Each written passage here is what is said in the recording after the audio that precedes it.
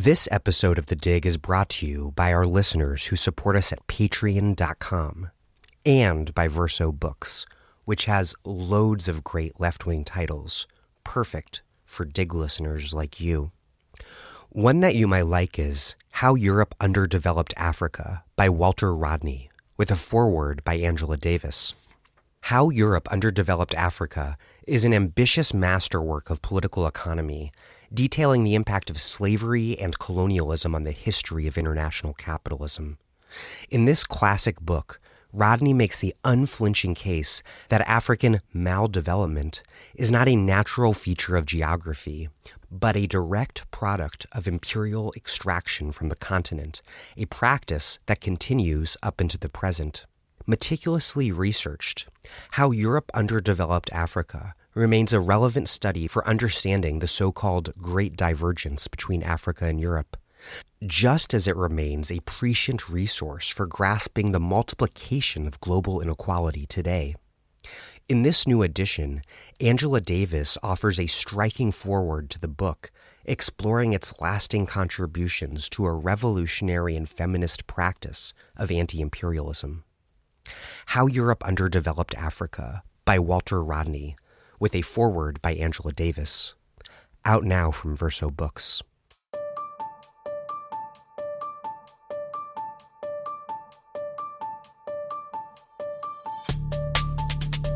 Welcome to The Dig, a podcast from Jacobin Magazine.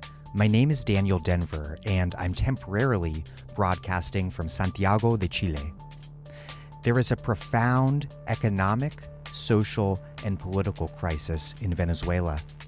More than 3 million refugees and migrants have fled the country.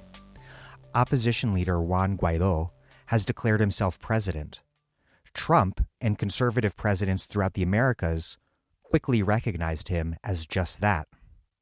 The U.S. has hinted at the possibility of a military invasion and has already imposed major sanctions on Venezuelan oil, the country's economic lifeblood. It's unclear what comes next, but an already extremely bad situation could become catastrophic. Meanwhile, many conservatives throughout the Americas, including in the United States, are pointing to Venezuela as proof that socialism cannot work. What, then, is the correct analysis? What does solidarity with the Venezuelan people mean for today's left outside of Venezuela, given that so many of us have been, for very good reason, deeply supportive of the Bolivarian Revolution? These are all extremely complicated and urgent questions, and today I have 3 experts on Venezuela, Alejandro Velasco, Gabriel Hetland, and Naomi Schiller, to help answer them. Before we get started, The Dig can only exist in bringing you discussions like this because listeners, like you, support us at patreon.com/thedig. $5 a month gets you access to our newsletter. The next one is by Alyssa Battistoni, analyzing last week's interview on populism with Laura Grattan and Theoria Francos. $10 gets you a copy of either Assad Hater's Mistaken Identity or Jacobin's ABCs of Socialism.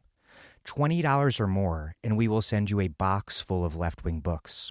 So please, take a quick moment to put me on pause and contribute what you can at patreon.com/thedig. That's patreon.com/thedig. Okay, here's Alejandro Velasco, Gabriel Hetland, and Naomi Schiller.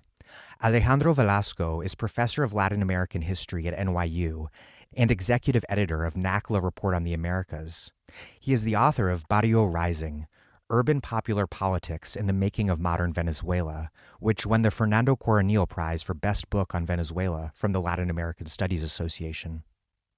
Gabriel Hetland is professor of Latin American Studies at University of Albany, SUNY. His writings on participatory democracy and politics in Venezuela and Bolivia have appeared in a number of academic journals and edited books, and such outlets as The Guardian, The Independent, The Nation, Jacobin, and NACLA. Naomi Schiller is professor of anthropology at Brooklyn College, CUNY, and the author of Channeling the State, Community Media and Popular Politics in Venezuela.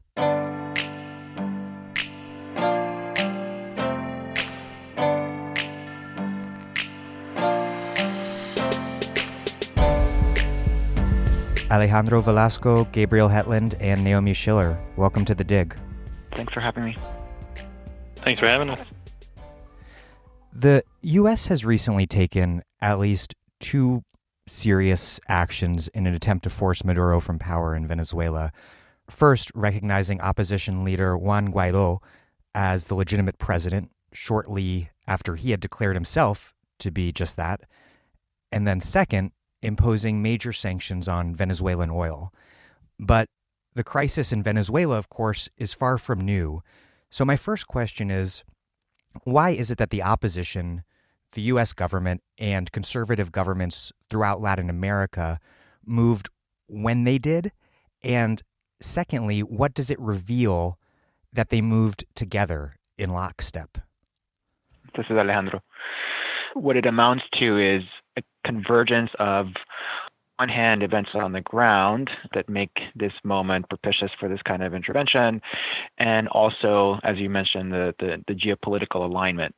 It's no surprise, and to some extent, it should come as no surprise that on January 1st is when Jair Bolsonaro, the new president of Brazil, takes office, and very soon after that, he receives a visit from John Bolton, who's, of course, himself recently appointed as a national security advisor.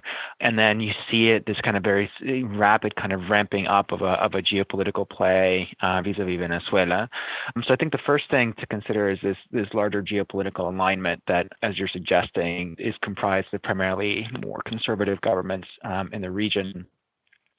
But the other element is more domestic, and this speaks to your point about the longer stemming crisis that Venezuela has been immersed in. One of them, of course, has social and economic implications, which has to do with rampant hyperinflation, which makes the price of everything so expensive, and it's hard for folks to get access to most things. Our social crisis having to do with crime and violence, and of course the political crisis of a stalemate that, to a significant extent, has been propagated by the government itself, and closing off more and more opportunities for the opposition to have some more, democratic escape valves to challenge its power and its rule. And so, that all amounts to a showdown that people were expecting to happen actually a little bit sooner on January 10th, which was when Nicolás Maduro was supposed to, or he did swear himself as he was sworn into a second term of 6 years of office after having won elections last year, which were, by some decried as fraudulent. And then the opposition, led by Juan Guaidó, who was the National Assembly president, had long threatened that if he did swear to a new term of office, that they would not recognize him as a legitimate president, which then, by one constitutional reading of an article in the Constitution, suggests that then power vests to the National Assembly president. Guaidó did not do that on the 11th of January when people expected him to do. Instead, that announcement happened on the 23rd, and it was highly coordinated, as you mentioned, that one country after another in Latin America and others around the world immediately showed their support behind that move. So that's where we are. Yeah, I also think that in terms of sort of more long-term game, I think many people in Venezuela think that the class faction that Guaidó represents, this right wing, was betting on this scenario for more than a year, so that there was sort of a long-term plan to have very low turnout for the last elections as a way to sort of set the stage to create a delegitimized political process and to show this huge drop in voter turnout. So I think that's analysis that I hear coming from people in Venezuela. This was, really in the planning for some time. And I would also stress that I think it's connected to the government shutdown in the United States and the need for Trump in this particular moment to, I think he wants his own war, and that this is a way to, in very crude terms, distract from what's going on and to try to unite the very disparate forces that he's dealing with.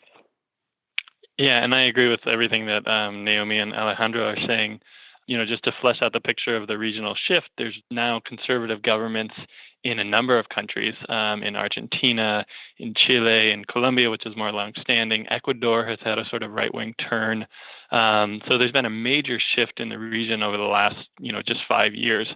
So that's a very important factor in terms of the timing. And then I think something part of the domestic scene, maybe going back to 2014, there's been a shift since then between a more moderate sort of center-right opposition led by people like Enrique Capriles from Primera Justicia, which was a party that is certainly on the right, is certainly a conservative party, but was actually copying Chavismo in the 2012 and 2013 election and had done some pretty interesting things at the local level. So they were a much more moderate force, and actually in 2014 in January, they were in talks with Maduro. Capriles and Maduro were meeting. They were discussing possibly raising the domestic price of gas. And then a month later, we see the 2014 protest kicked off by Leopoldo López, leading them, Maria Corina Machado, another hard-right leader. And from that point on, the center of gravity within the opposition shifted from the sort of more moderate faction to a more hard-right faction, with a lot of encouragement and certainly coordination at various points with the U.S. government. So I think that we're seeing that all play out now as well, that the opposition, as Alejandro says, there has been a closing of democratic channels for dissent by the Maduro government, but there's also been this sort of shift from a more moderate to a more hardline opposition, and I think we're seeing the unfortunate consequences of that now.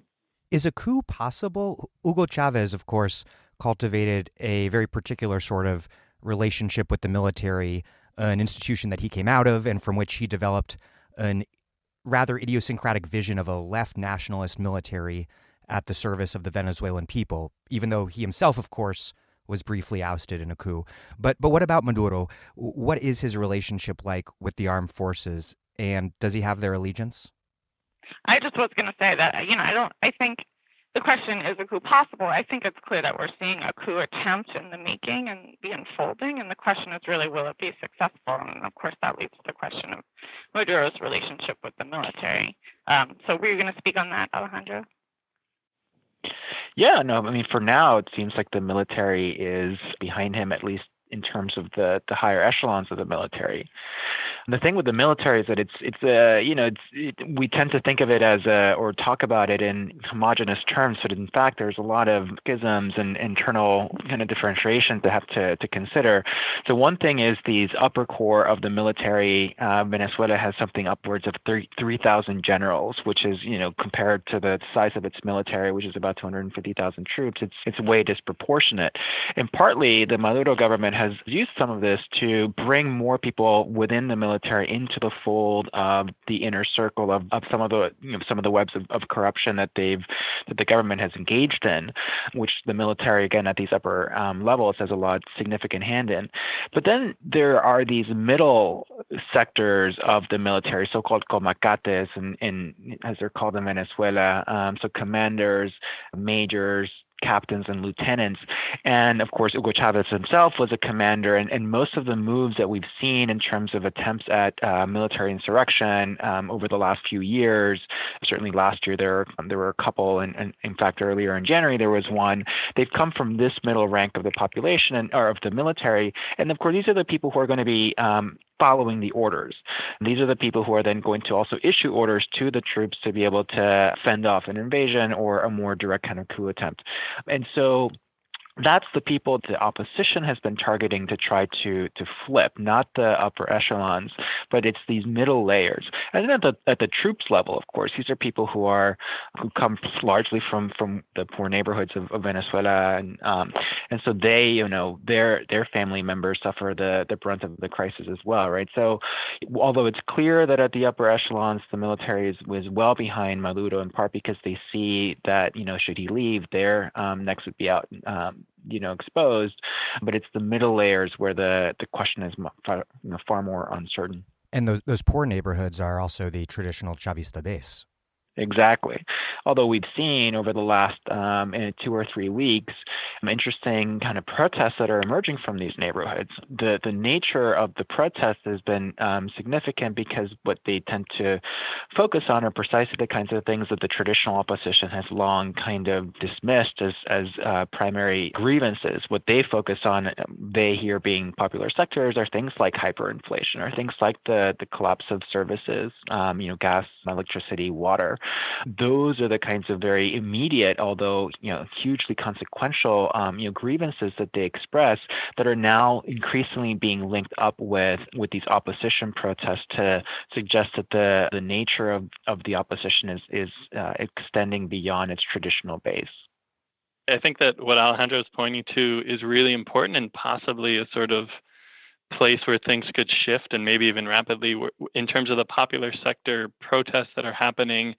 And if there's sort of an escalation of repression, there has been some repression of that occurring, which is a pretty big shift. In the past, we have seen repression of middle and upper class political protests, using the term political to sort of signal their, anti-dictatorial rhetoric and things like that.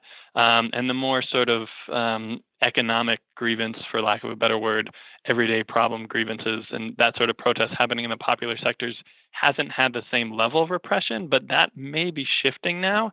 And I think an interesting question and a very important question will be, will the troops in particular who come from those same communities, will they refuse at some point or points to repress popular sector protests, and could that set in motion a different dynamic, or will there be an escalation of repression of popular sectors, which could lead to more turning against Maduro, and then of popular sectors combining their more economic demands about basic goods, services, hyperinflation, the ravages of the economic and social crisis with more explicitly political demands. So all of that could potentially have an impact on upper echelons of the military, although there's a lot of things in play, so it's very difficult to map out exactly what might happen. What about U.S. military intervention? How plausible do you think that is? What might it look like operationally?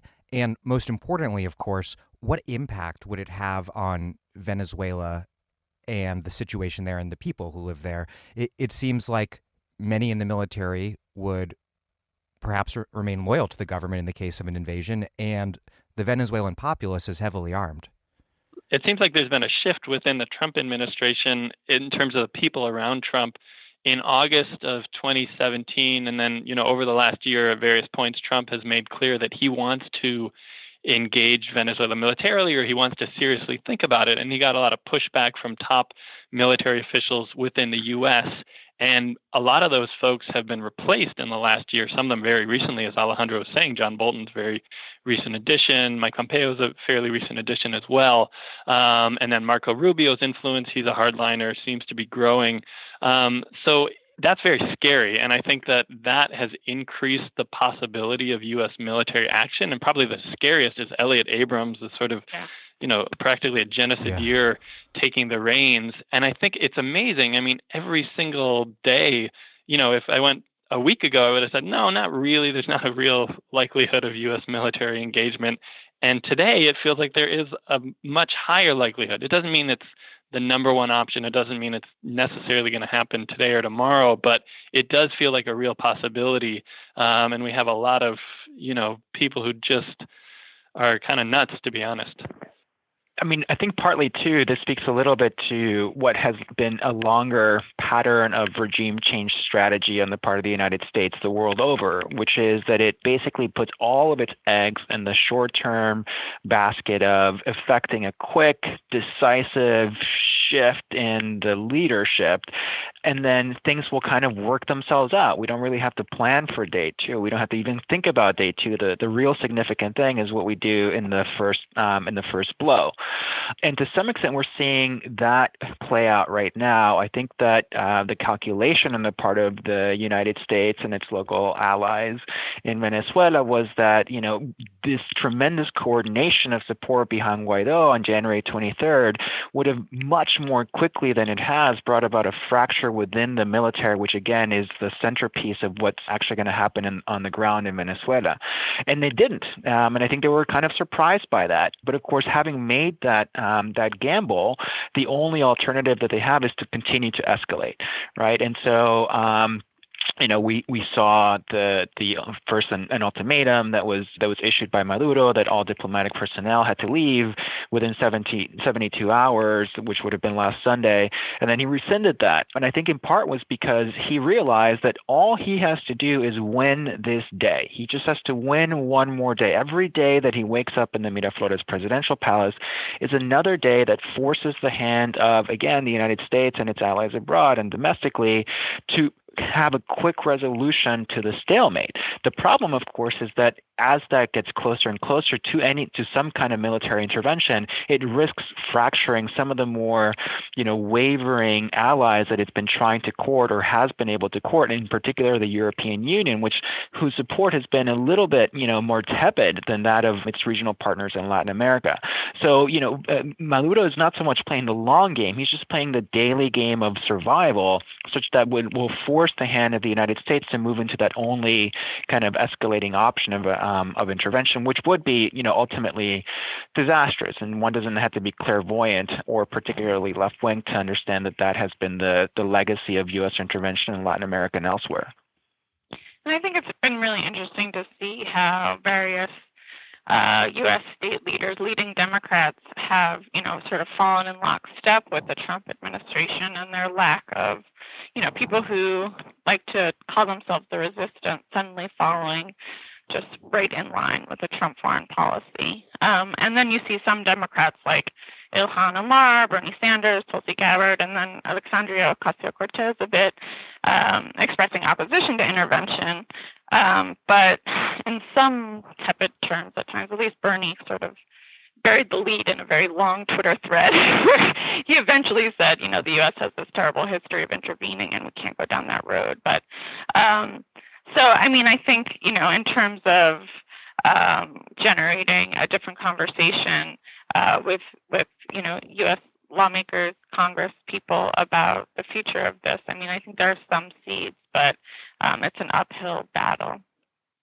And I think it's just worth underlying what Alejandro mentioned a second ago, just how you don't have to be clairvoyant to see how absolutely devastating, a coup would be within Venezuela. I think that especially if it's accompanied with U.S. military action, that would be atrocious. But already the types of actions that the U.S. have done are going to make the crisis much, much worse. So suffering of everyday Venezuelans is going to increase. And this is not something the U.S. is unaware of. They're profoundly aware of it.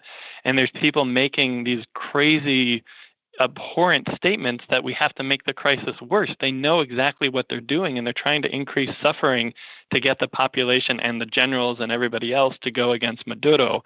And it's it's right-wing accelerationism. Right, exactly. It's a really risky gamble, and the people they're gambling with are Venezuelans. They're suffering, so it's really atrocious. I think on that note, it's not even just about some imagined, maybe close future, but this experience for people right now on the ground of having to live through these days of just intense insecurity and anxiety about the future. And just already having to manage with the difficulties of gaining access to basic commodities just to live and the basic things that people need to do to get stuff done every day. To add to that, this tremendous fear, I think it's just sort of, really dangerous and violent and cruel.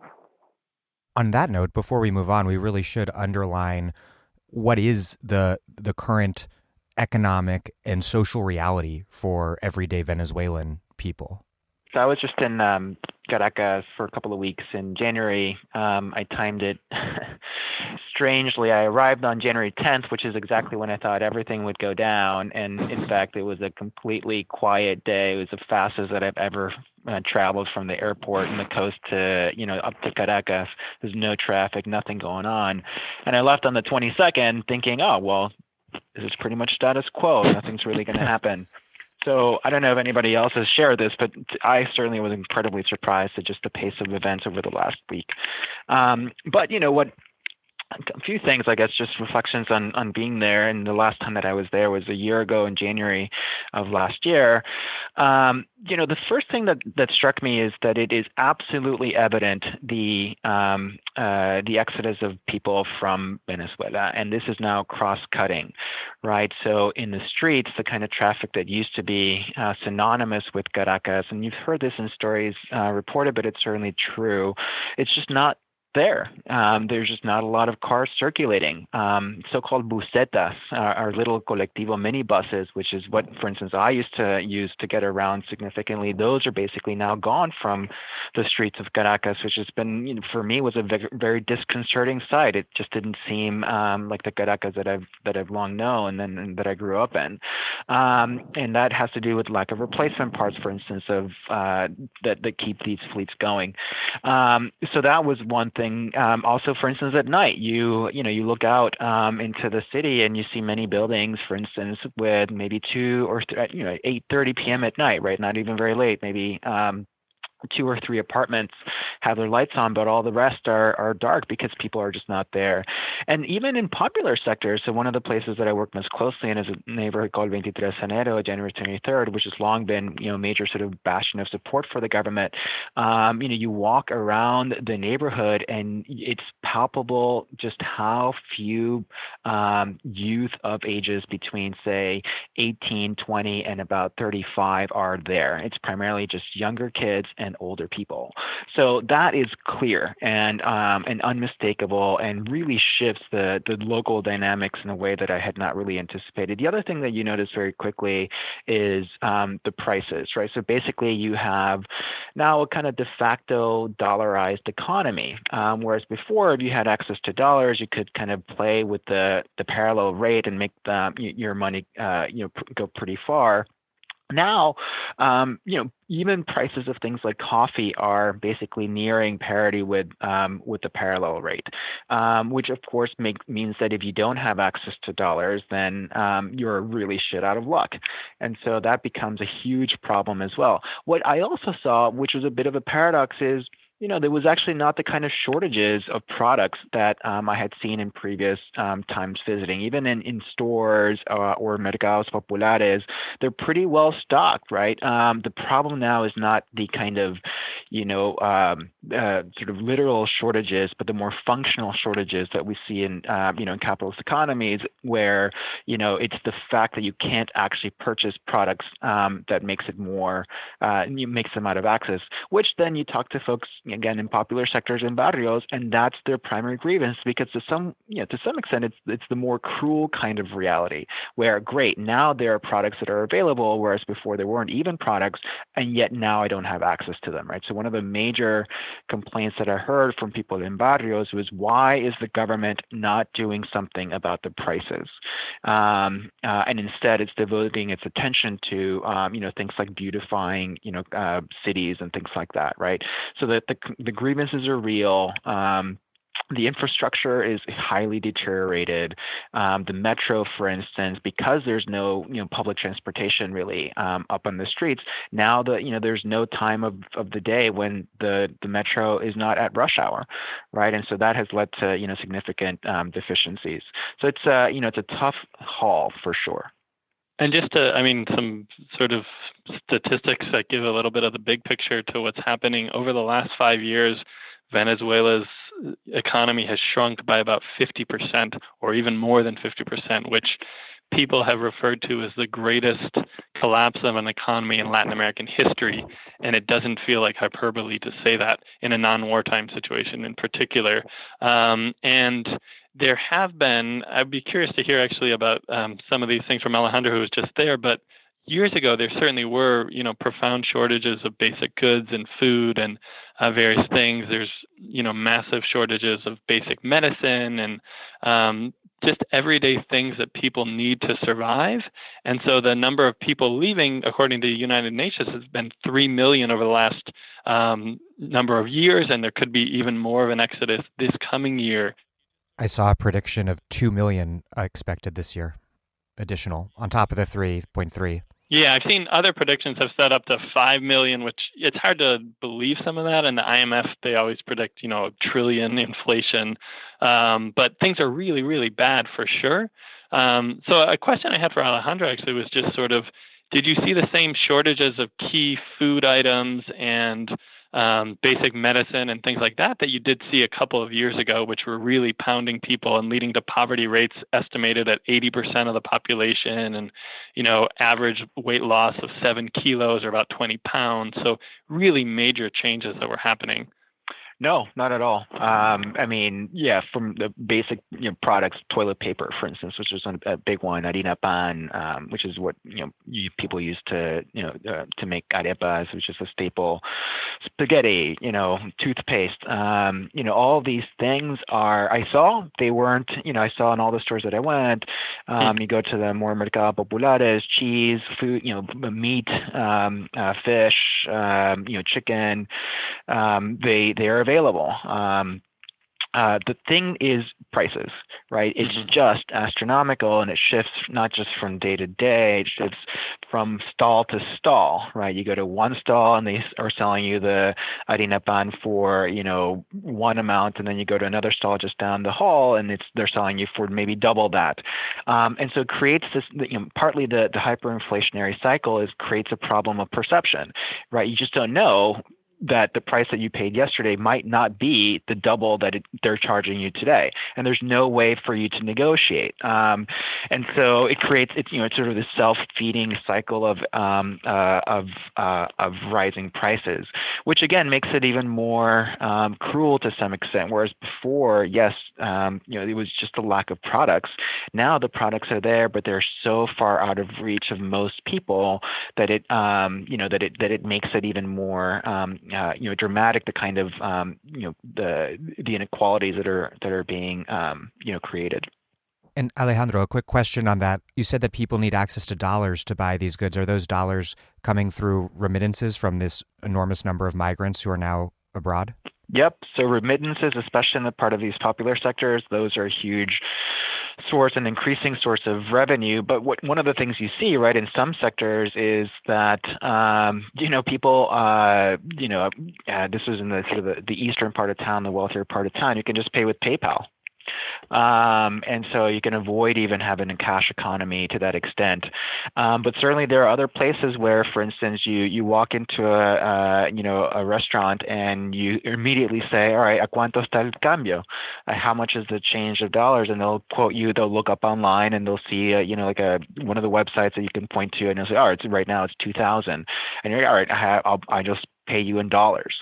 And so, one of the things that I did this time that I didn't do last time is I took a bunch of singles, right? I took very low denomination bills, and that's one of the ways that people, for instance, taxi drivers, that's one of the ways that they prefer being paid. Naomi? I think that's really interesting about the sort of subtle dollarization of the economy. But I was actually going to comment on the sort of social impacts of the economic crisis and the flawed exchange policy, how that has, I've talked to people about how it really has led to sort of a collapse of a lot of the social solidarities that people had built up over the years, during the Chavez years particularly, that, because people could buy commodities cheaply at government-controlled prices and then, turn around and sell them to their neighbors at like these incredibly insane, much higher prices, and people needed to do this to stay afloat. I think that experience really encourages distance and lack of community cohesiveness in new ways that have ripped apart the kinds of community initiatives to look out for each other and to sort of maintain a broader sense of solidarity in people's neighborhoods. So I think that these conditions have really had a big impact on ripping apart those broader collective sense. And I imagine the coerced migration of more than 3 million people has done the same. I'm in Santiago right now, and there are Venezuelans all over the place. I just met one woman last night who just arrived 2 months ago who was working at a Peruvian chicken place, and she was she's here with her husband and child, and she's absolutely devastated to leave her country behind. And I'm sure that stories could be repeated millions of times across the Americas and the US and Europe. And a critical thing about this migrant exodus we should touch on before we move on is that it sparked a really severely xenophobic response in a number of places. Recently in Ecuador, President Lenin Moreno has ordered a crackdown on Venezuelan migrants after a woman was murdered by her Venezuelan boyfriend, not a Venezuelan stranger, her boyfriend, which he really cynically, using this case of domestic violence to scapegoat Venezuelan migrants as a whole. And at the same time, there was this massive vigilante attacks against Venezuelan migrants in the northern Ecuadorian city of Ibarra. I don't know if any of you can speak to the impact that migrants are experiencing and how the impact it's having on the politics of neighboring countries.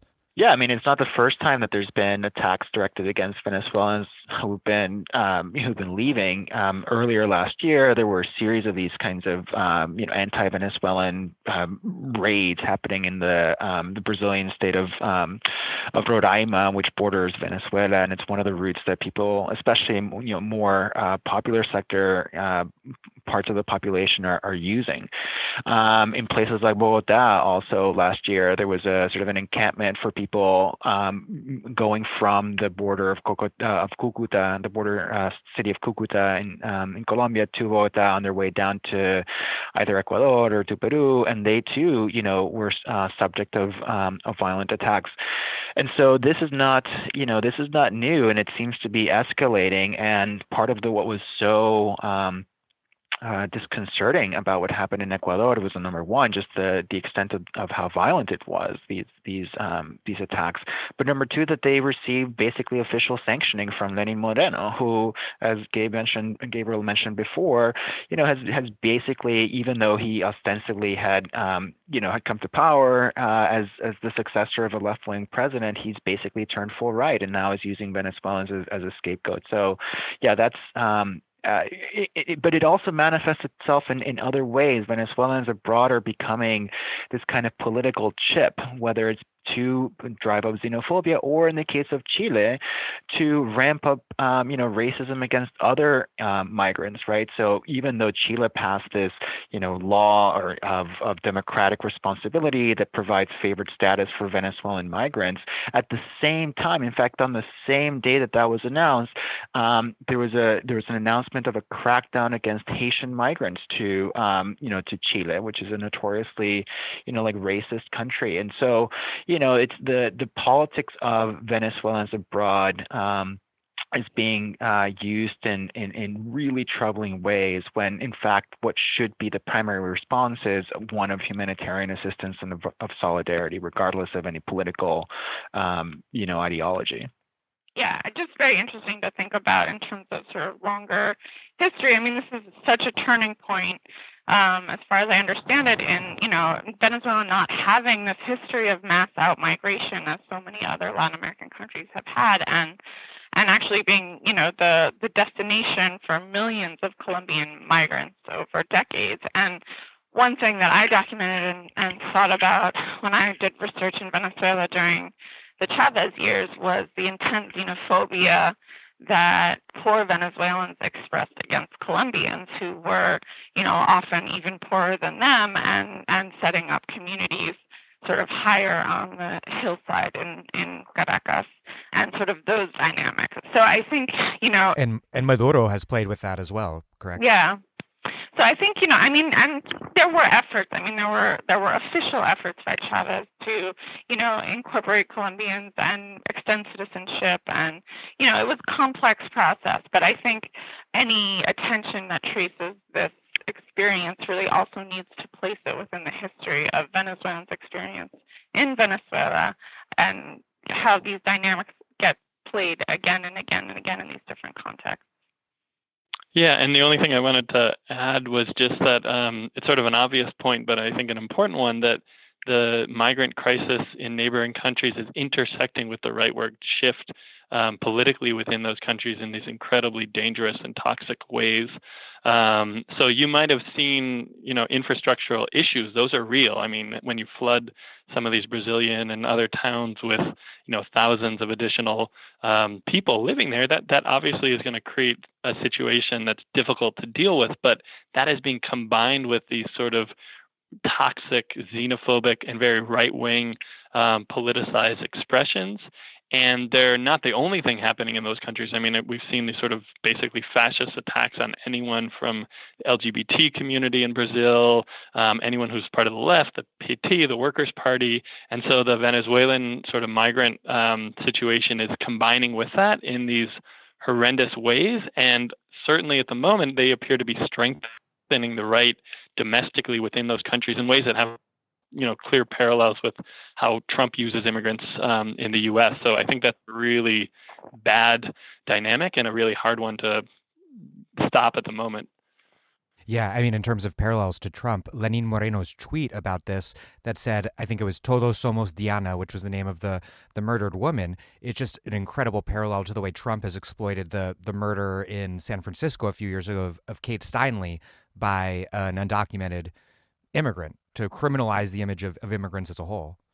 Right, absolutely. And I mean, I think the coordination that we've seen with, actual actions on the ground with Guaidó in Venezuela is also, there's a, coordination, and then there's uncoordinated but sort of parallel and merging dynamics. There's a rightward shift in the Americas overall, and that's playing out in all of these different places, and people sort of copy each other in very bad ways. Yeah, just one more point about remittances. I mean, I really think that it would be very helpful to have a global perspective on how remittances work within immigrant communities around the world. But, we see these patterns again and again of people being pushed out of their homes, because of often U.S. backed violence and many other reasons, and that the entire national economy ends up being supported by people who come to the U.S. and in this case, Venezuelans are going to many other places. But, and then finding very low wage exploitative work around the world, and on the backs of that are supporting their friends and families at home. So that this becomes, part of a much broader global process around migration and exploitation. Gabriel, you wrote in a recent piece in The Guardian, quote, "The case against Maduro is easy to make, yet it must be recognized that Venezuela's crisis is not solely Maduro's doing." How do each of you apportion the blame for today's crisis in terms of a long-entrenched economic model, the actions of global capitalists, Chavez, Maduro, the conservative opposition, the United States, and whatever other actors and factors? Yeah, so, the way I see it, and I'm really curious to hear how Naomi and Alejandra see the crisis, because I think there's so many factors that different people point to different ones, and it illuminates a lot. But I see the government as having a primary responsibility for sort of kicking off the economic crisis about 5-ish years ago. And that certainly had to do with the oil-dependent economy, which is a long-standing thing in Venezuela going back many, many decades. So it's not something that we can just blame Chavez or Maduro for. It's something that has been a feature of Venezuela's political economy and so much else for a very long time. But it certainly wasn't reduced, it wasn't changed, it wasn't transformed in ways that are difficult to do but necessary to do to sort of get away from the vulnerabilities of being highly dependent on a single volatile commodity like oil.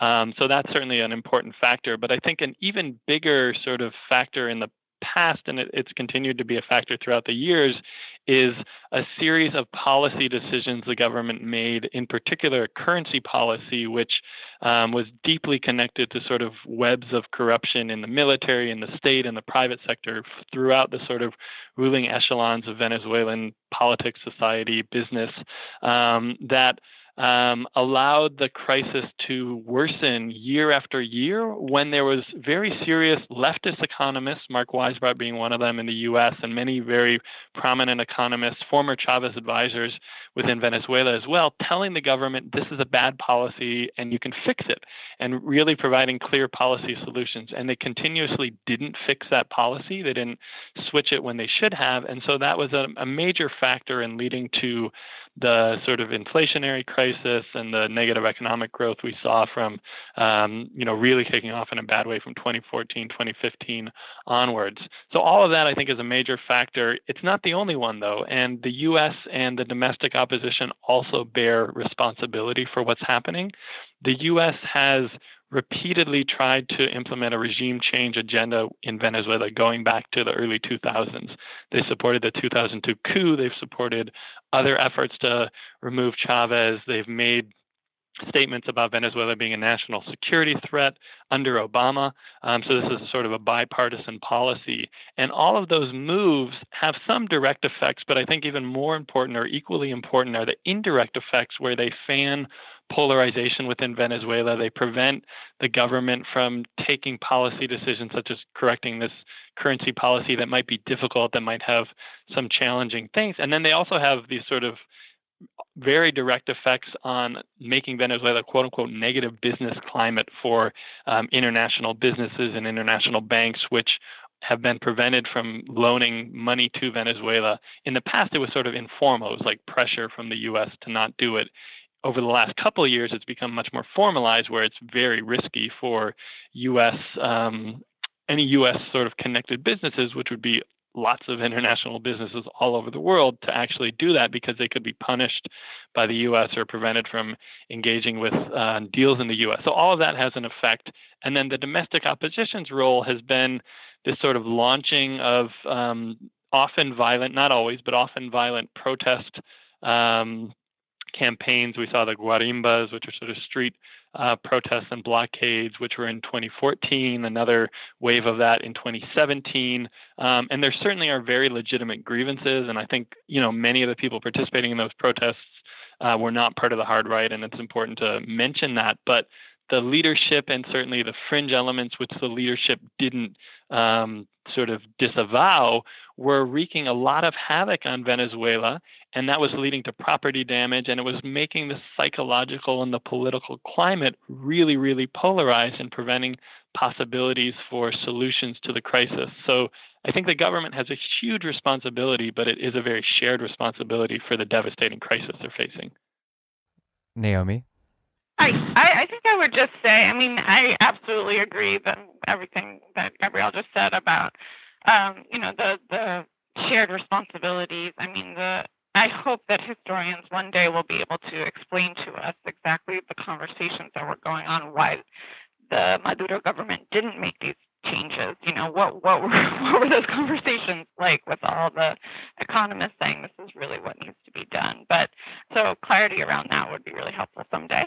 But I think looking at a much more micro perspective and some things that I've been thinking about in terms of the dynamics of trying to win, popular hearts and minds during the Chavez years. I saw in my look at the production of state media and community television a real slide into this view that the revolution was already accomplished, and the constant kind of selling of that, from not as much at the community television level, but definitely at the state-run new outlets that began under Chavez, and were really creative and were really open to debate and were really experimental and really shifted over time to sort of just trying to sell the revolution as if it was a tube of toothpaste, and not having very little trust in the ability of poor people to understand that the political process was in motion, and that there would be gaps between revolutionary goals and everyday practice, that poor people could grapple with the complexity, and instead, sort of prevailing factions and state media again and again approach poor audiences as the beneficiaries of the revolution rather than the producers. And I think that's just one much smaller piece, and I don't mean to attribute disproportionate responsibility for the crisis, but I think that is one small piece in terms of the micro level of seeing what unfolded over time in terms of the space for democratic debate and real openness to explore the problems and discuss things like monetary policy really openly.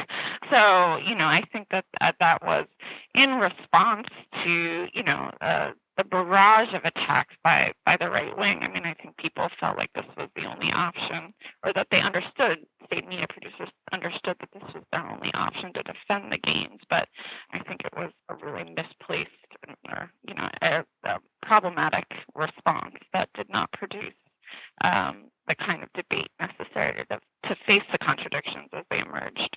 In a recent piece in The Nation, Greg Grandin wrote, quote, "For more than a decade, high oil prices and an ill-advised currency exchange rate let Chavez be a carefree broker, governing without having to really favor one class over another.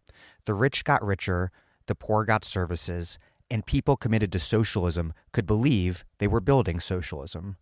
Instead of establishing lasting institutions, his government set up parallel tracks and left the existing civil and military bureaucracy alone to grow fat off various schemes.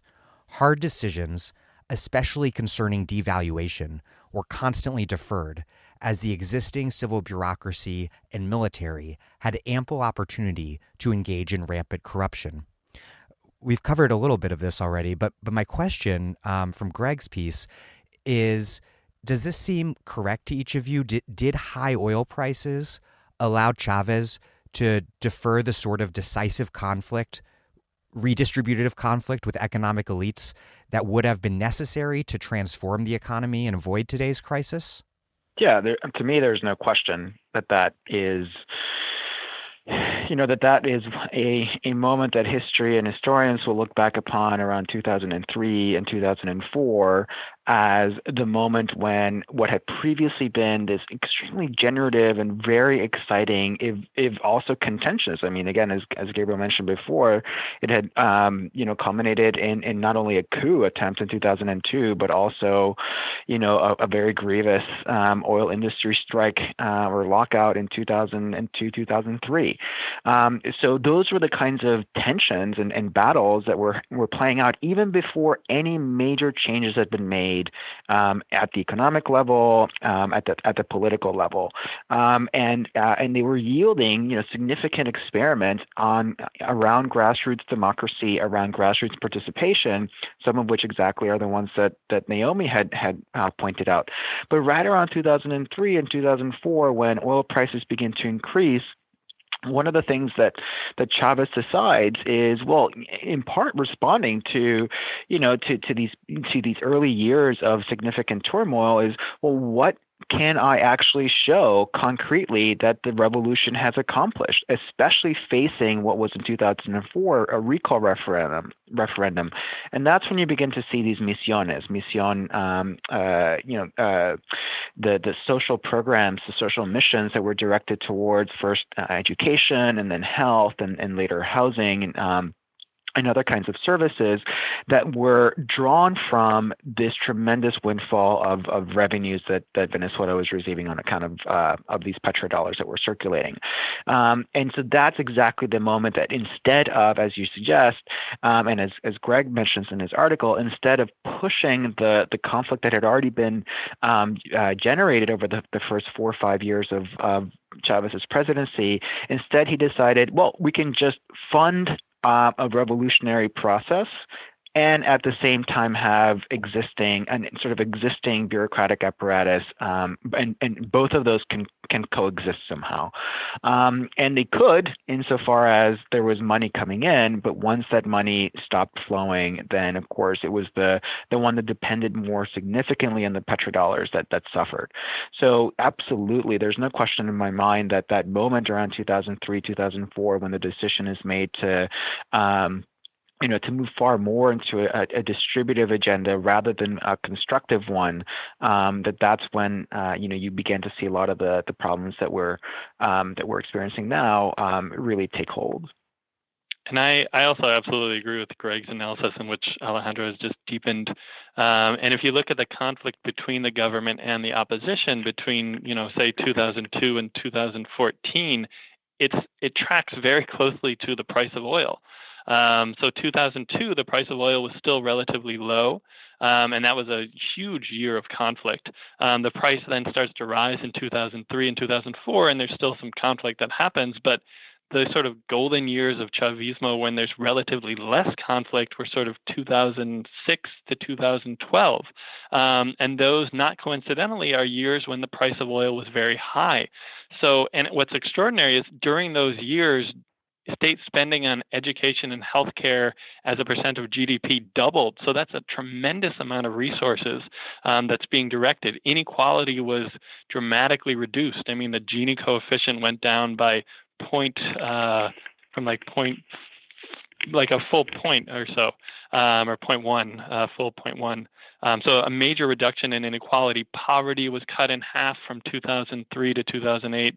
Extreme poverty was cut by almost 3/4, and yet the opposition wasn't sort of doing the same dramatically confrontational agenda. And the reason was there was plenty of resources to go around. So it seemed like it was working. It seemed like this great sort of experiment, but clearly they were deferring massive decisions, massive confrontations, massive problems, which started to hit the fan in mid-2014 when the price of oil went down. And then there was these sort of more direct conflicts happening, and we see a ramping up of opposition protests. I think where that analysis maybe needs to be nuanced a little bit is that there's also political dynamics on the ground which have a degree of autonomy from the economic sort of picture, but are clearly also pretty closely related to that. And I would just add, to the great stuff that Alejandro and Gabriel just said, that, you can see that there was such, intense investment in participatory forms of action and political participation. And what the parallel institutions and the misiones made possible was that these organizations were run together, official state actors with people from poor communities. That was absolutely the model, was to include people and incorporate them, whether it was Misión Barrio Adentro to put primary care physicians in neighborhoods that relied on enormous amounts of volunteer labor, sometimes in problematic ways, but, that really drew people into the process. But what wasn't happening at the same time was an intense shift to allowing economic production and ownership, right? So there was this political participation and decision-making to some extent, but that shift to economic production and ownership, doesn't take off and doesn't really happen. There were some efforts, but to a large part unsuccessful. There's a huge irony here because people are charging that the crisis in Venezuela proves that socialism can't work. But even though Chavez's rhetoric was about socialist revolution and there was profound, Naomi, as you've mentioned, political transformation in terms of the participation of the popular sectors in the country, the redistribution really wasn't taking place. It was funded through high oil prices. Yeah, this argument is so infuriating that Bret Stephens is the latest person to make in the New York Times that socialism's to blame for everything. First of all, it's just plain wrong. Venezuela didn't transition to socialism, and anyone serious who analyzes it knows that's the case. If you look at the sort of private sector share of the economy when Chavez got to power in 1999, I think it was 65-ish%, and it rose to, I think, 5%, around 70% in 2011. So, 12, 13 years later, after 13 years of quote-unquote socialism happening, the private sector has a larger share in the economy than they had to begin with. So clearly there wasn't this sort of socialist transformation, and I think the socialistic measures which did exist in Venezuela were successful in many ways. They did reduce poverty, they did reduce inequality, they did foster a lot of direct popular empowerment. All of them were flawed, all of them were contradictory, all of them could have been done in better ways, and there was conflicts that were deferred and all sorts of problems. But it wasn't socialism that wrecked Venezuela. It was these sort of really bad economic policies that were very particular. The currency policy is not a socialist policy per se. It's just sort of bad economic management. With all that said, it is important to look at the dynamics that happened in Venezuela, and the currency policy in particular did start from the conflict between the government and the opposition. So there was a real risk of capital flight happening in 2002, 2003 with the sort of initial conflict between the government and the opposition. And that's when the currency controls went into effect. And so they did have to do with the sort of classical left-right conflict, which has something, sort of vaguely to do with socialism. But after a couple of years, they didn't need to keep those currency controls in place, and it wasn't clear that they were doing anything to address a transition to quote-unquote socialism, and yet they did keep them in place because of corruption. And we don't know. I think Naomi said it's a great project for historians to find out exactly why they kept those policies in place. But I think it's a nonsensical argument to say that socialism is the root cause, which isn't to say that the left shouldn't analyze the Venezuelan case very carefully, look at the mistakes, look at precisely what could have been different. That is all fair game. That's all essential. But we need to do it in a serious way and not just using these sort of right-wing slogans. To point to listeners who haven't seen it, what you were referring to is Bret Stephens' recent New York Times column where he basically said Naomi Klein and Greg Grandin and Noam Chomsky essentially have blood on their hands because they had supported Chavez, and that Ocasio-Cortez's platform will turn the U.S. into Venezuela. And Michael Bloomberg recently said Venezuela is why we can't radically redistribute wealth in this country. I agree with you entirely that it's something that we have a responsibility as leftists who've been in solidarity with the Bolivarian Revolution to examine where things have gone terribly wrong. But as you point out, the particular crisis right now, none of the macroeconomic policies that led to it are particularly socialist. Well, especially if you think about the issue of taxation, right? I mean, taxes in Venezuela are a joke. There's never, I mean, taxes, no one has ever paid taxes in any significant way because it's a petrostate. Why would you pay taxes? And so, people like Bloomberg, people like Stephens, in fact, they would do very well in a place like Venezuela because what's being taxed is not actually individuals or wealthy individuals. It's being taxed as the oil industry, right? So it's just a completely disingenuous argument on its face for all the reasons that that Gabriel mentioned. And it would require, really seriously exploring other countries like Bolivia. Why is Bolivia doing comparatively better?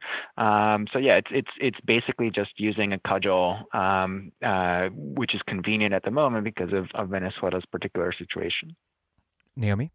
I mean, I also think the Brazilian case really helps, with the whole ridiculous sort of, there was a good left and a bad left, and we should support Lula, and Lula was reasonable, and then lo and behold, pretty much in the same moment, we see, a constitutional coup in Brazil and mass destabilization in Venezuela. So, I think that just gives credit to the fact that there's any division between good and bad left was completely erroneous to begin with, but also places some perspective on that idea that, it's socialism to blame because there was the same people saying, well, Lula's doing this better. He's much more reasonable. He's respecting the right of capital, et cetera. But we see the sort of same fruits of intervention and destabilization in Brazil.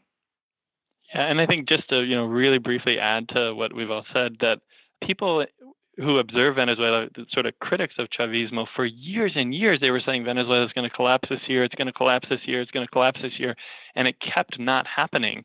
So eventually it did happen, and though they were able to say, look, we're right, but they haven't done the self-reflection to say, well, we really weren't right if we kept saying it year after year after year, and they weren't collapsing all of those years. And then a second thing, I think, which Naomi is just pointing to, the comparisons with Brazil, both of them have economies that are heavily dependent on extractivism, the sort of extraction of primary commodities, oil obviously being the main one in Venezuela, oil also being an important one in Brazil.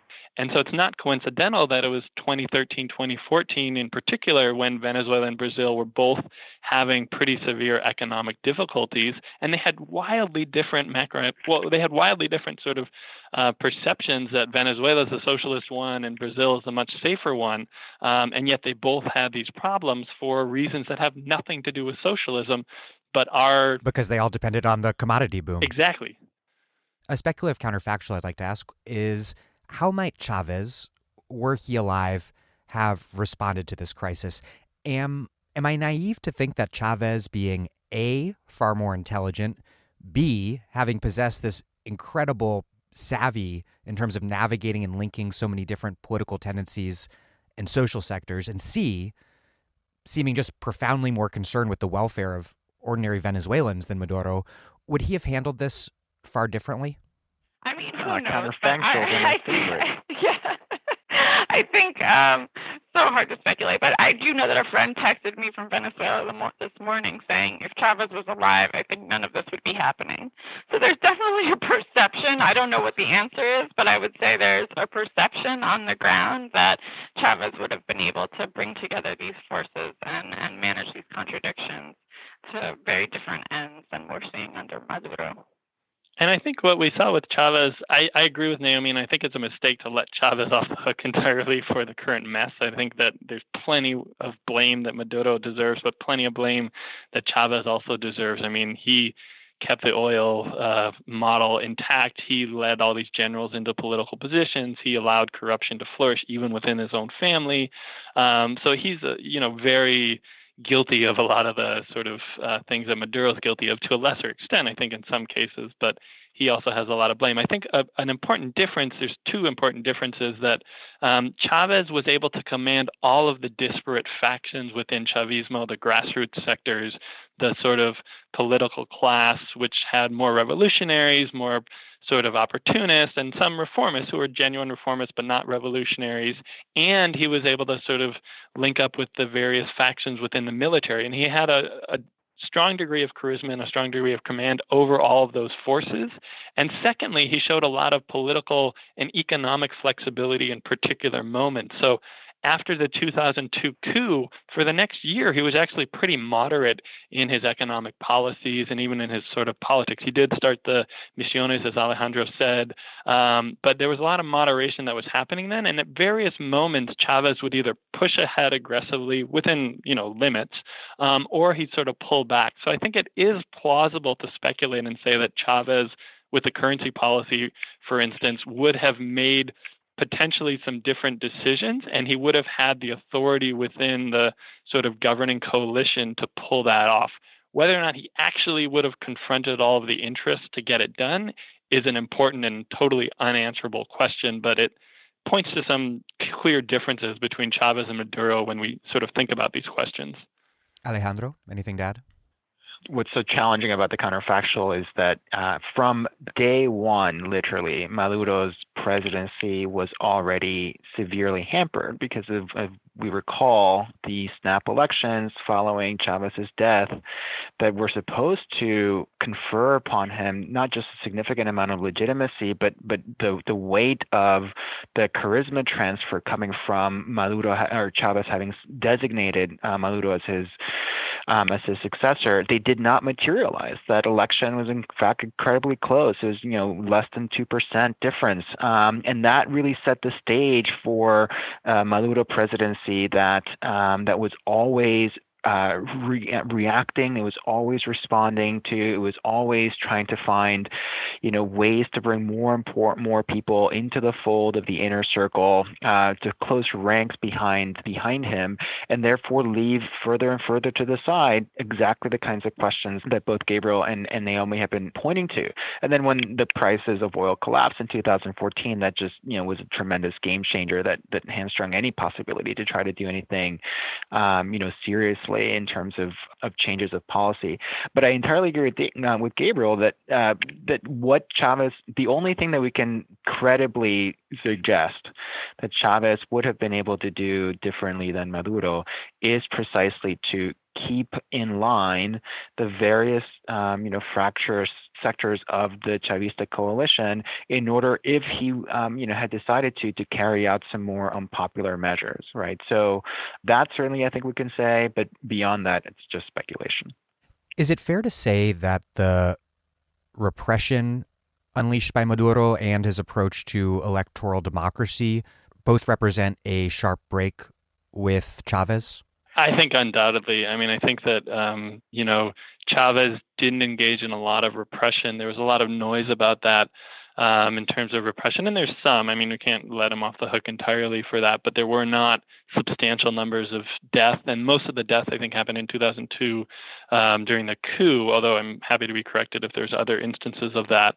But certainly on the electoral democracy front, and Alejandro has written about this and spoken about this pretty extensively, that electoral democracy was not the only part of the Chavista project. They wanted to go beyond it, but it was a huge part of it, and it was a source of pride for grassroots Chavistas throughout the country, and certainly in the popular barrios in Caracas and elsewhere.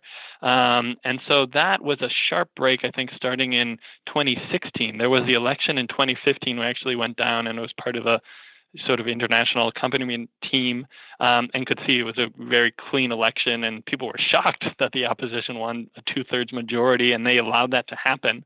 But then starting in 2016, the government really took a turn away from electoral democracy, hamstringing the opposition, which was also doing things that they didn't really have constitutional authority over. But they suspended a recall referendum in the next year. They suspended governor elections in 2017. They had a constituent assembly called by Maduro, which had questionable constitutionality, the way he called it.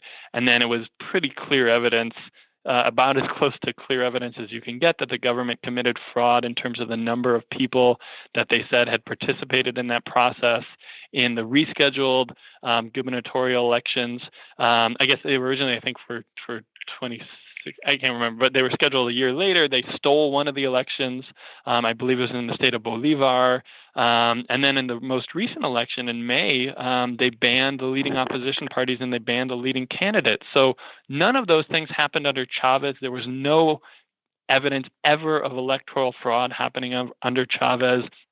There was no evidence of the theft of elections, lots of sort of claims of that, but utterly baseless as far as I can tell. And yet all of those things have happened under Maduro. So there's clearly been a sharp break in my mind with the Maduro administration and sort of embracing authoritarian rule.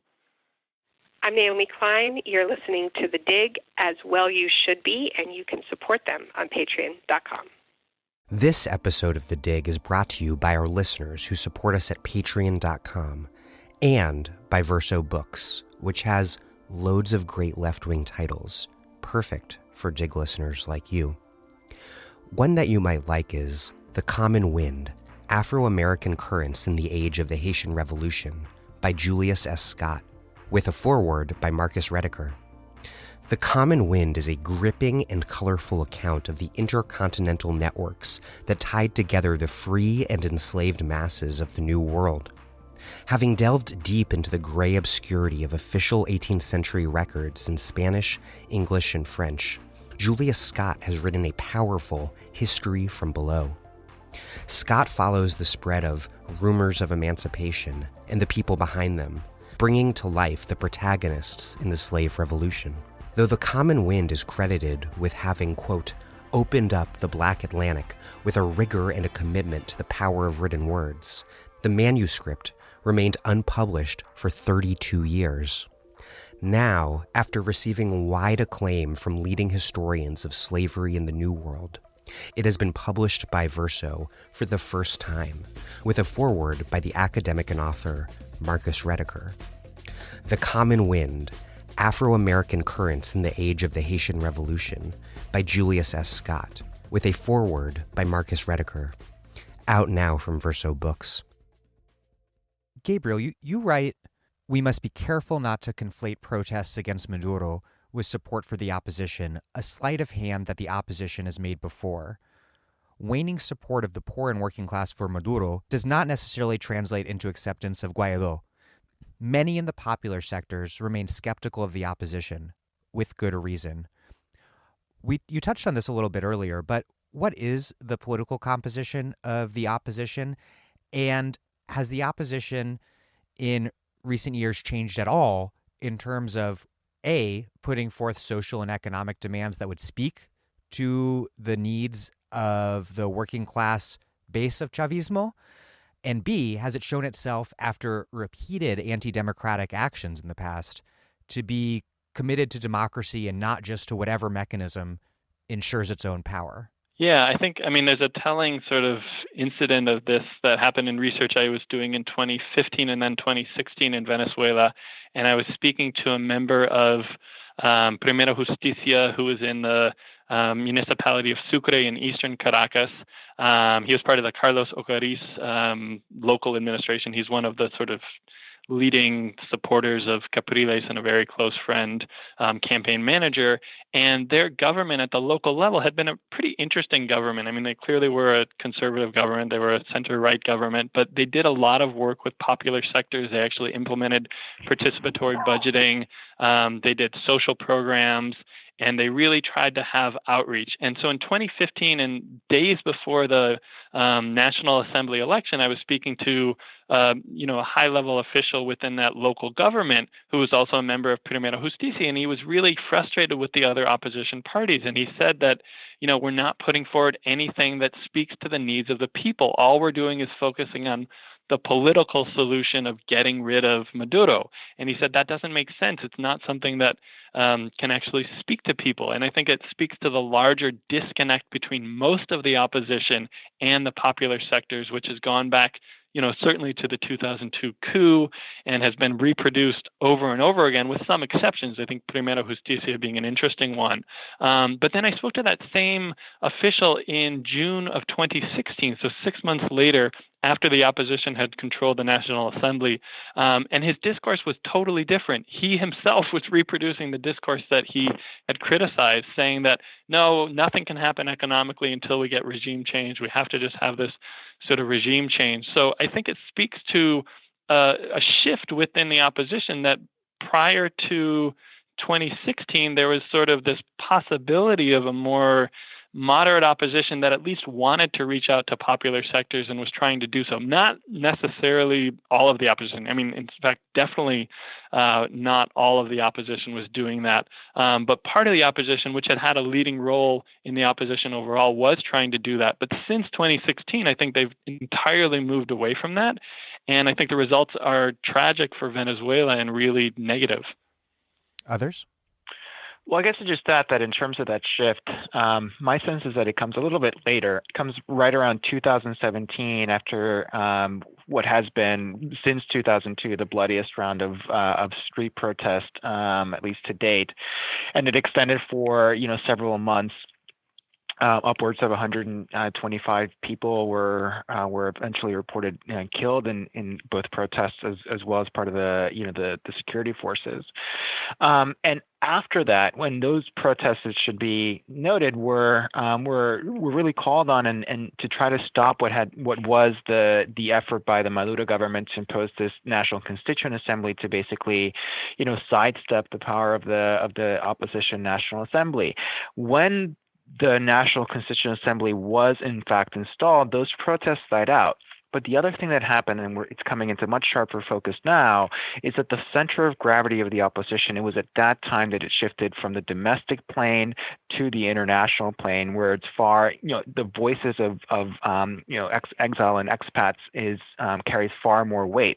And that's also when you began to see people like Luis Almagro, the Organization of American States chief, saying outrageous things like, if you are in the opposition in Venezuela and you in any way try to negotiate with the government, you're a traitor to your people. I mean, just outlandish kind of commentaries, which again suggested that there was really no room for the domestic opposition to be able to try to find solutions that at least tried to follow a more democratic path.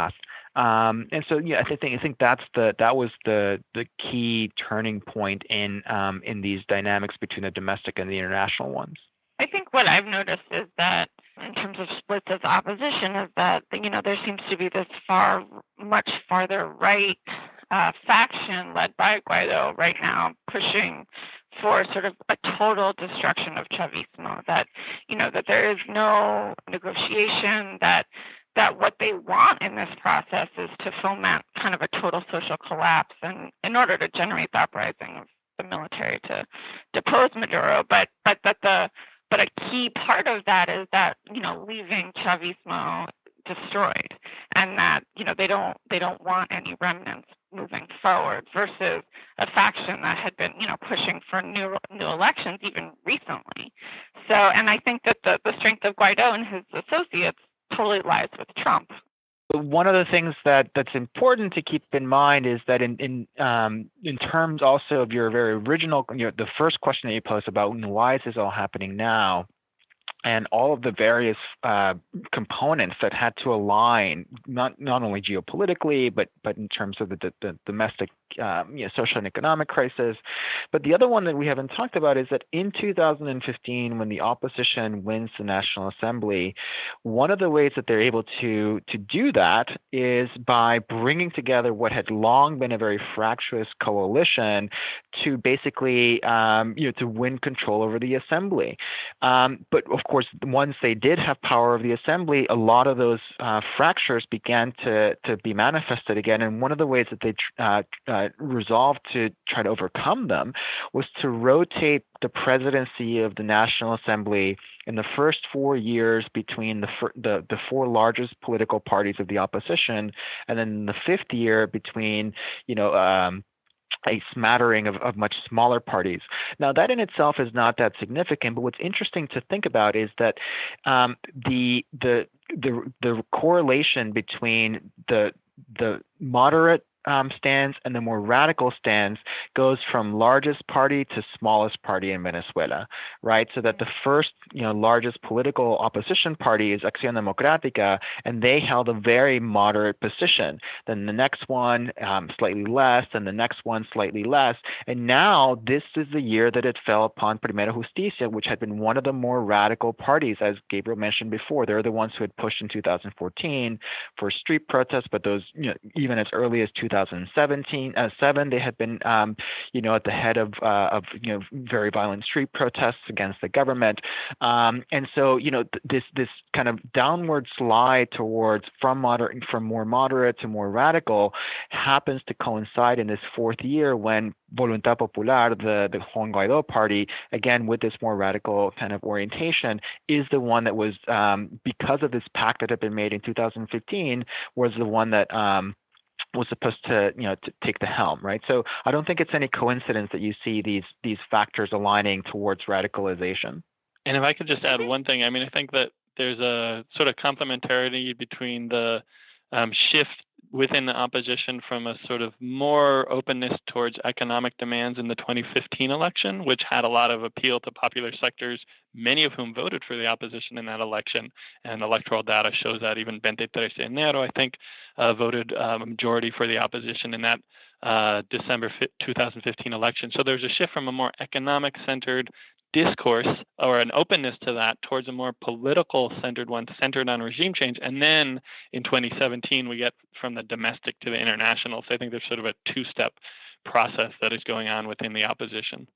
In positing this sort of shift from the national or the domestic to the international, I also think we need to keep in mind that through programs like the National Endowment for Democracy and all these U.S. efforts to groom leaders, and I don't know, there's an article floating around about the history of Juan Guaidó, and it's clear that he was part of this process of really being taught and groomed and helped along by people in the United States, and so I think that it's and I think that that's true. I'm curious to hear from all of you, but it seems to me that that's true across the political parties, but that it has taken the people have taken that in different directions, right? So at the core, a lot of this was always international. It was never like it was just national to begin with and then becomes an international. The center of gravity in terms of decision making as to how and where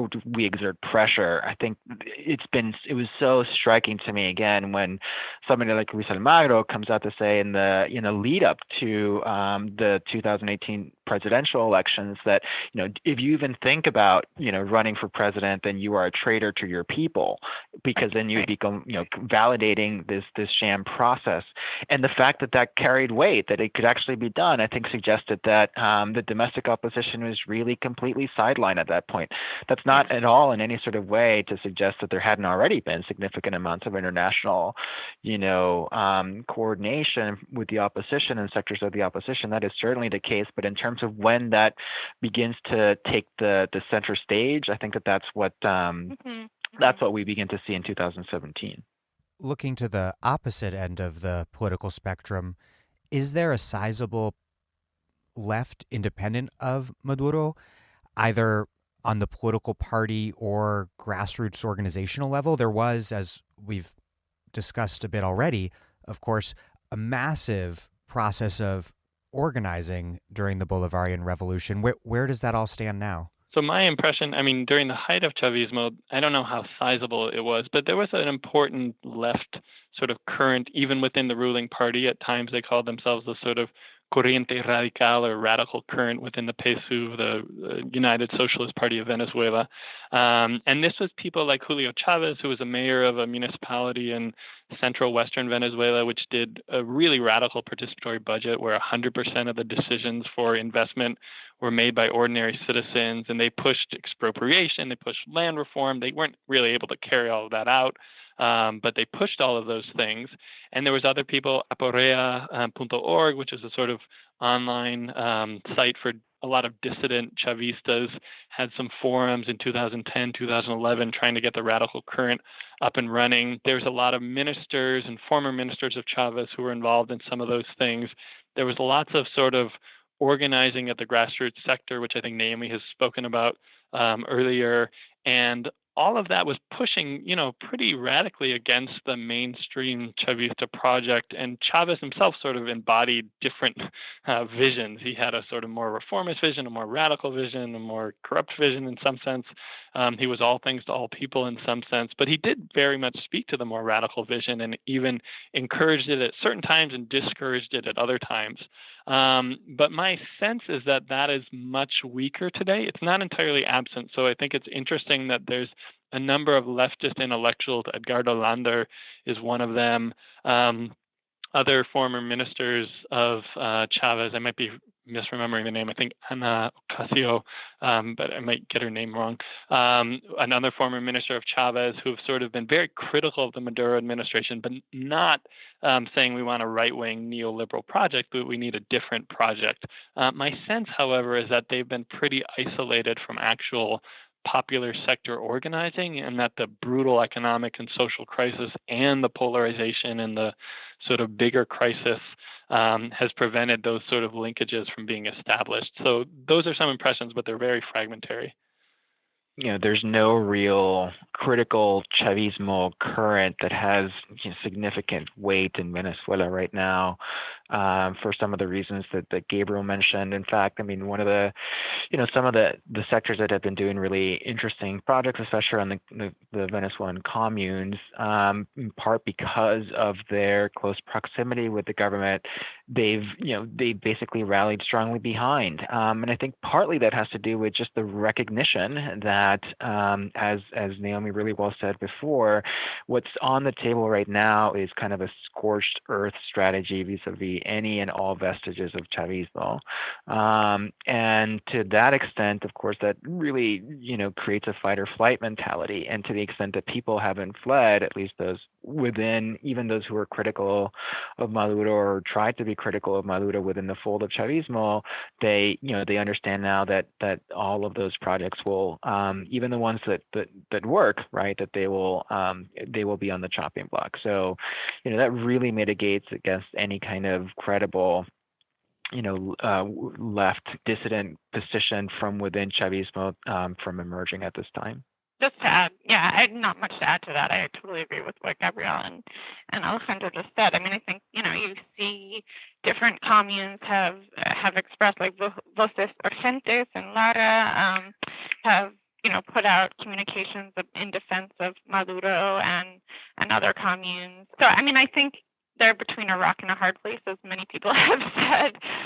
Some of these same groups have been incredibly critical of Maduro and have spoken out in recent years on the specific problems, but, are quite clear that the option of the opposition in charge is just completely unacceptable to them and something that they could never support, and signifies the threat of mass violence and retaliation and undoing all the gains that they have made, even while they've been living in incredibly difficult circumstances. How will this play out, likely, and how should it, if it could play out in the best way possible? That's it's a sad question when I think about what I think will happen. I mean, I think that there could be devastating war. I think that's a real possibility right now. the oil sanctions. I think there could also be devastating stalemate for a long time. I mean, I think for all the reasons Naomi and Alejandro are saying, that there's a lot of people who are still loyal to the Chavista, Madurista project, less so to Maduro, but, important people in the military are loyal to him, and many grassroots Chavista sectors, if you force them to choose between what they see as U.S. aggression and Maduro, they're going to choose Maduro, and they're not just going to go away. And if there was a war, they would hunker down and fight. And if there's not a war, the economic sanctions, the oil sanctions in particular, could go on for years, but a long time, wreaking absolute havoc and damage. So it's a really, really depressing scenario, I think, which is, in my sense, one of the more likely ones, unfortunately. I think the more hopeful ones, the really hopeful one would be, miraculously, we see a downplaying of polarization and we see the growth of a sort of critical left project. But I honestly think that's something of a fantasy at the moment and not likely to happen. I think a more less awful scenario would be some sort of peaceful transition where there's some sort of process that negotiates an exit for Maduro and leads to some sort of power sharing agreement for some period of time, and you avoid, massive bloodshed and the devastation of oil sanctions and things like that. And maybe out of that, process, you would get some more reasonable opposition politics or more reasonable sort of reformist Chavista projects, although I think that's a more long-term thing. So I'm not hopeful, sadly. Yeah, I agree. I mean, I think people feel backed into a corner. It's like people are at a point where it's not where we can talk about what we want, but like the least devastating thing that might be able to happen that could possibly save lives and avoid mass bloodshed. I mean, that's like the state that things are in. So I absolutely agree with Gabriel that I think that the outlook is bleak. And I mean, I don't know if we're ready to have a conversation yet about solidarity. That's my next question. But maybe Alejandro wants to say something about what the future might hold. I guess the only thing that can be said is that whatever outcome is probably not going to take too long to play itself out, just because that's not where the United States has staked its interest. They can't have this stalemate continue. They need a quick resolution. And so the real question is, I don't think that there's, I don't think that Maduro, one way or another, is going to last too long in power. And so the real question is, well, how do we respond to that reality, number one? And number two, what does that mean for any kind of transition in Venezuela? The politics of the American left towards Latin America can be summed up in one word with a lot of history, which is solidarity.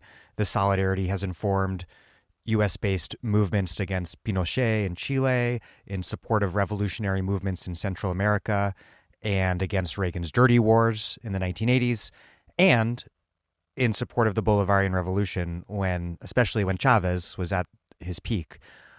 But I think there's a lot of uncertainty in the U.S. and probably elsewhere outside of Venezuela on the left and debate over what solidarity should mean now. How do you all think we should balance unequivocal opposition to U.S. intervention with the honest assessment of Maduro that solidarity with the Venezuelan people would seem to require? I mean, obviously, I think we all agree that, first and foremost, we have to object in the strongest absolute terms to U.S. military intervention in Venezuela. I think, hundreds of thousands of people's lives, millions of people's lives potentially are at stake here in terms of, direct and indirect impacts that an intervention and war might have. So part of that is perhaps reigniting an anti-war movement in the United States. And there's that's a big uphill battle, I think, for many liberals to try to understand what's at stake here, precisely because decades now of distortion about the complexity on the ground in Venezuela. But I think, as Greg Grandin talks about in a recent piece in The Nation, that the left wing of the Democratic Party absolutely needs to create a vision to counter the bipartisan foreign policy establishment in support of the war. And he makes this great point that it's not only because a war would be disastrous, but also because, the Democratic Party can't create a coherent message about what it stands for in this country if it doesn't have an international policy, foreign policy, that stands by its commitments to change and social justice and equality. So I think that those things are incredibly linked. And I don't see really any contradiction, in fact, between being critical of the Maduro government and being in tremendous solidarity with the Venezuelan people. And I think, in fact, in order to truly be in solidarity with Venezuelans, we need to reflect the reality, the complex reality on the ground, and the suffering, and also the intelligence of the people on the ground who see the many layers of this and are struggling to figure out the best way forward. Yeah, I think that's a great answer. And I think a starting point for thinking about it is the untenable choice that, popular sectors in particular in Venezuela and, even grassroots Chavistas are being put in, choosing between a sort of brutal U.S.-led and supported and in many ways coordinated, directed project of regime change and support for a pretty abhorrent current regime, the Maduro administration. And I think the role of the left, I think it's hard. This question keeps me up at night, honestly, that, it's really difficult to figure out exactly what to do. I think it is clear, crystal clear, that opposing U.S. intervention on moral grounds, on practical grounds, on strategic grounds, including domestic policy, but I think primarily for the consequences it would have in Venezuela is very clear. I think it's also clear that we do want to, foreground the efforts of Venezuelans themselves to decide what to do about the conflict. That's where I think it gets tricky, because I think that it's hard to know exactly what Venezuelans as a whole think. There's polls that come out, but they're not always reliable. They don't go everywhere. They don't talk to everyone. But to the extent that those sorts of indicators have come out, they indicate that most Venezuelans want Maduro gone. And I think sort of respecting that and acknowledging that and not defending Maduro in any way, not providing him cover, not providing him support, while always, opposing U.S. intervention is really important. And then supporting efforts for the untenable choice to be transformed into a better set of choices for Venezuelans, for choices where they can actually choose what sort of future they want. That doesn't seem to be on the agenda. That's clearly not the agenda of Bolton and Trump and Elliott Abrams, but it has to be the agenda that the left is supporting. And I think that the trickiest thing, the nub of everything, may be that some of the sectors we want to support probably are going to support Maduro. They're going to support Maduro in the choice that they're given right now. And I personally don't support Maduro. I don't think that he's been good. I don't think that that's a good solution. As Alejandro said, he's not likely to last. But so how do you sort of acknowledge the mass of Venezuelans wanting Maduro to leave and also providing support for, grassroots Chavistas and popular sectors who may, given the untenable choice, want Maduro to stay right now? I think it's really hard, and I don't have any easy answers to that. Alejandro? Well, there's a few proposals that are circulating, right, from Uruguay and Mexico, some sectors of the European Union, although the European Parliament is just voted today to recognize Guaidó, which was an important blow, certainly moves towards de-escalation. But because there are those alternatives out there, I think part of the road forward, at least for those of us in the international left, is to amplify as much as possible and those efforts, and as a way basically to countermand this sense of inevitability towards greater and greater escalation. And of course, as both Naomi and Gabriel mentioned, what that would wreak both in the short term and in the long term for Venezuelans on the ground, regardless of your political position, right? So the sanctions are going to hit all Venezuelans in Venezuela. It's going to be affecting people in terms of access to gasoline. You're going to start to see shortages very, very quickly. And then that's going to translate very quickly into other kinds of access to food, to medicine, that again, even though those have been already in short supply in the past, now it's going to be far more difficult to access, whether from prices or from availability. So how to respond to that? I think again it's to resist the inevitability of escalation. Number one, to amplify the possibility of a negotiation that has absolutely elections on the table, and Maduro has to cede on that terrain. It just has to happen, and to the extent that the international left needs to be consecuente with the likelihood of an even worse outcome, Maduro needs to be pushed on that front. And so that's I think where one needs to position themselves to seek new elections, ones that are credible, as a way to de-escalate, but that also at the same time do not give the upper hand necessarily to the forces, especially within the United States, who see not Venezuela as an end, but as a means to a larger end, which is reasserting control over the agenda not only in Latin America but in other parts of the world. As Greg Grandin recently tweeted, the road to Tehran runs through Caracas. Exactly. I mean, no one should be confused that this has anything to do with democracy or human rights or self-determination on the part of people like Abrams and Bolton and least of all Marco Rubio. So, dismantling that argument is both necessary and urgent.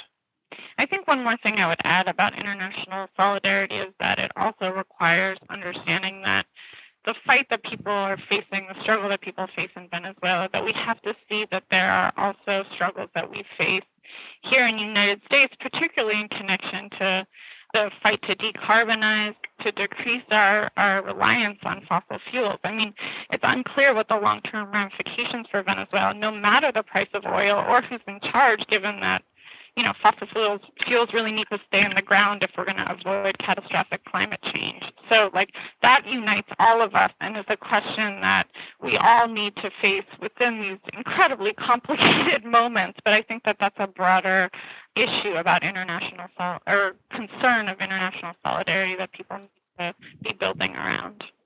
Well, the only thing I'd add really quickly is that I think it's really important to underline the point Alejandro made earlier about elections. I think that has to be a route, and I think the international left has to support that. And far too many people on the international left or the U.S. left have made statements that suggest support for Maduro, and I think both practically and morally, that's untenable. Maduro does not deserve support, and most Venezuelans are not supportive of Maduro right now. And his presidency is not legitimate. So on a practical level, I think it's clear that is not a sustainable solution either. So I really do think that has to be an important focus. And one point on that note, I think the principle underlying those sorts of arguments, if there is a principle underlying those sorts of arguments, is that any sort of acknowledgement of the fact that there are major problems with Maduro that have led many Venezuelans, the majority of Venezuelans, to oppose him, then opens the door or grants some legitimacy to U.S. efforts at intervention. And I think that's absurd. Well, not only that, but if partly what we have long stood for in the international left in terms of solidarity to other countries is self-determination, then it's not entirely clear to me that Maduro is the expression of a self-determining populace for the reasons that Gabriel mentioned. And so that's partly why elections need to be not just on the table, but the real sort of escape valve to this under terms that allow for least amount of suffering on the part of the Venezuelan people. I will say one more thing, that the other argument that I sometimes hear is that, well, the reason why the international left has to condemn Maduro is because if not, they'll lose credibility going forward in terms of making arguments. And that to me seems a non-starter of an argument, because it basically it's appealing to sectors that will never accept in any sort of way the legitimacy of larger claims that the left has domestically, for instance, as Naomi was mentioning. So appeasing non-left sectors as the reason or a primary reason why the left should have one or another position is self-defeatist. And so we have to make the argument based on, as Gabriel mentioned, based on moral grounds, based on political grounds, not on the grounds of whether somebody like Bret Stephens will finally see the light and say, oh, I guess, yes, they were right. Of course, that's just not going to happen. So, we have to be honest on both sides as to, on both sides of the argument as to why we take the position we do, and it has to come from within, not because of what we expect others to follow or not. And directly responding to the point you made, Dan, in terms of how supporting, an option of getting, ushering Maduro off stage does not equate with accepting U.S. intervention. That's exactly what polls show Venezuelans themselves believe by strong majorities, that a clear majority want Maduro to be gone through a negotiated process, and an even stronger majority do not want Maduro to leave through a foreign intervention. So it's not just an abstract thing. There's evidence that that's what Venezuelans themselves think. I want to zoom out. We've talked a little bit about how the crisis in Venezuela has been used as a political cudgel in the U.S. by people like Bret Stephens and Michael Bloomberg against the left. I don't think that's going to be very consequential, but I think it's being much more consequentially used as a political cudgel throughout Latin America. Also in Spain, where Podemos has been attacked. I'm not really sure what the impact has been there. But in Latin America, I just spent a lot of time researching this yesterday. As early as 2006 in Peru, Ollanta Humala was attacked based on Venezuela. In Mexico, such attacks have for years been launched against López Obrador, who, of course, nonetheless won last year's presidential election. In Brazil, the far-right extremist candidate Jair Bolsonaro, who of course went on to win, warned, quote, "The good people in Brazil want to leave socialism behind. They don't want a regime like Venezuela's. We don't want Brazil tomorrow to become what Venezuela is today."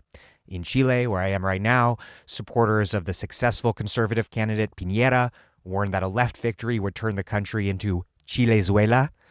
In Colombia, Uribista candidate Iván Duque, who went on to win, as supporters urged people to, quote, "vote so that Colombia doesn't become another Venezuela," amid warnings of, quote, "Castro Chavismo." My last question is, what is the purpose and function of flattening the entire pink tide into what has happened in Venezuela? On the one hand, of course, it's profoundly cynical. On the other hand, it's also a fact that when a left project does not live up to its aspirations, whatever the reasons, and we've discussed a lot of the different reasons, whatever the reasons might be, we as the left are going to have to answer for it. And in that sense, it's just a fact that the catastrophe in Venezuela has become a political problem for the Latin American left in particular. How is the left across Latin America confronting this? Well, listen, I'll just mention this point to start. Venezuela has been a cudgel for the opposition or the right in Latin America long before this moment, right? So the elections in 2006 in Mexico were also featured Venezuela. Don't let Mexico become Venezuela. And that's when, the elections were stolen, as some claim from Manuel López Obrador, who's now president of Mexico. And every election that has happened in Latin America over the last 15 years, in times of boom and in times of bust, Venezuela has been the favorite target of the right. So, I don't think that, again, this is sort of why would we expect otherwise? The right is going to attack socialism when it's successful and when it's not successful, because that's what the right is. It's what the right does. And so that's to say that, yes, Venezuela is being used to castigate left projects throughout the region. Yes, the left needs to, as Gabriel and Naomi mentioned before, really seriously take stock of the failures of the Bolivarian project, but it should be done on terms that are left terms. They shouldn't be done on terms that try to kind of create an appeasing on the part of the right. Duque tried to do that in Colombia. He tried to distance himself as much as possible from Maduro, but of course never to the satisfaction of those who are on the right, because there's no possibility of that, right?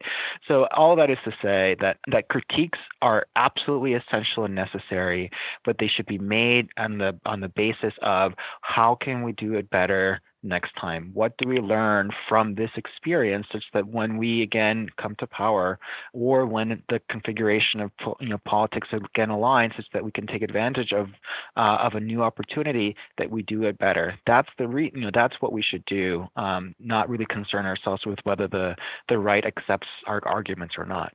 You said Duque tried to brush it off, but I believe you meant Petro? I'm sorry, Pedro, yes. I mean, I totally agree with what Alejandro is saying here. And I think that the left should not start by conceding that Venezuela was an inevitable failure, not conceding that Chavismo was a failure from the beginning. I think we still celebrate the very real, even if they're contradictory and flawed and imperfect, but the very real achievements Chavismo made for many, many years. They did really cut poverty dramatically. They did cut extreme poverty dramatically. They did empower millions of people. They did create a sense of dignity and possibility for millions of people within Venezuela. They made millions of people believe in socialism as a positive project at a moment when it was very much not seen that way. We didn't have Bernie Sanders, we didn't have Corbyn back in the late 1990s, or more to the point, the mid 2000s when that was happening. So yes, there are major problems with the Chavista model even at its height, but we shouldn't concede that it was an inevitable failure from the beginning, because it's not accurate. We need to have a correct analysis of why precisely the Chavista model went off the rails, and we need to have an appreciation of how it succeeded and why it succeeded. And it succeeded not just in those sort of economic, social ways, but also electorally. Year after year after year, Chavez and Chavista candidates blew opposition candidates out of the water through very fair and free electoral processes. And that was impressive and something to celebrate. So, of course, we need to have an analysis of the difficulties, of the challenges, of the tragedy that's happened in Venezuela. And, of course, we can't just blame it on the U.S., but there's another positive part of the story that I think we have to hold on to because it's real and it's very, very important. Naomi, final thought? I would push back against that we should only think about it in terms of the pink tide. I mean, I think it has the cudgel has a tremendous impact on domestic politics in the United States, and thinking that through and having a response. I mean, constantly I'm confronted with the question of, well, now don't you see how utopian visions end up? You can see that now, right? And that's a really powerful strategy to completely undermine and erase the tremendous gains that Gabriel was just raising, right? So, I mean, I think, what Alejandro was saying about we stick to analysis and critique on leftist terms. We talk about, the need to dig deeper to create social justice and equality globally, and that we don't cede any of that as terrain that we're going to abandon somehow. Well, Alejandro Velasco, Gabriel Hetland, and Naomi Schiller, thank you all very much. Thank you so much. It's a pleasure.